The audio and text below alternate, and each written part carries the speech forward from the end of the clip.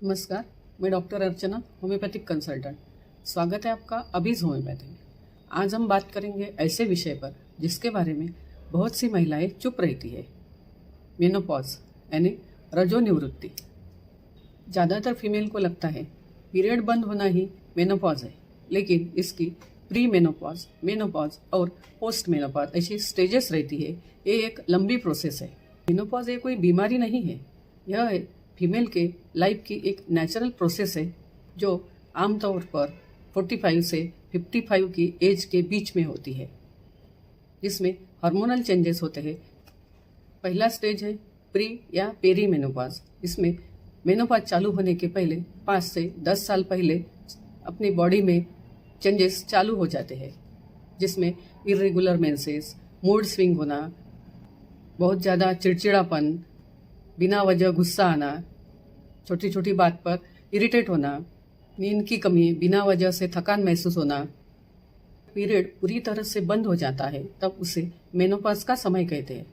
कम से कम 12 से 14 महीने तक जब पीरियड नहीं आता तब उसे मेनोपॉज कहते हैं। इस दौरान hot flushes, perspiration, vaginal dryness, नींद डिस्टर्ब होना, वीकनेस ऑफ मेमोरी ऐसे लक्षण दिख सकते हैं। यह सब हार्मोनल चेंजेस की वजह से होता है। मेनोपॉज के बाद के समय को पोस्ट मेनोपॉज कहते हैं। इसमें बोन वीक हो सकते हैं, बार बार यूरिनरी ट्रैक इन्फेक्शन हो सकता है। वैसे ही हार्ट रिलेटेड या डायबिटिक की भी प्रॉब्लम शुरू हो सकती है। वजन कंट्रोल में रखना भी बहुत ज़रूरी होता है। इसके लिए सही डाइट, डेली वॉकिंग करना बहुत ज़रूरी है। इसके साथ ही रेगुलर हेल्थ चेकअप भी रखना चाहिए। सही समय पर खुद पर ध्यान देना बहुत ज़रूरी होता है। फीमेल के पास सबके लिए टाइम होता है सिवा खुद के।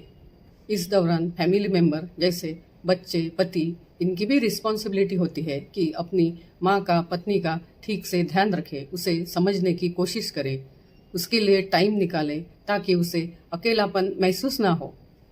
मेनोपॉज जीवन का अंत नहीं है, ये एक नया चरण है। याद रखिए, मेनोपॉज कोई कमजोरी नहीं है, यह शरीर का एक स्वाभाविक बदलाव है जिसे सही जानकारी से अच्छी तरह से संभाला जा सकता है। खुद का ध्यान रखें, आप अकेले नहीं हैं। होम्योपैथी हमेशा आपके साथ है। हार्मोनल चेंजेस होते हैं तो इसका असर शरीर के साथ साथ मन पर भी होता है।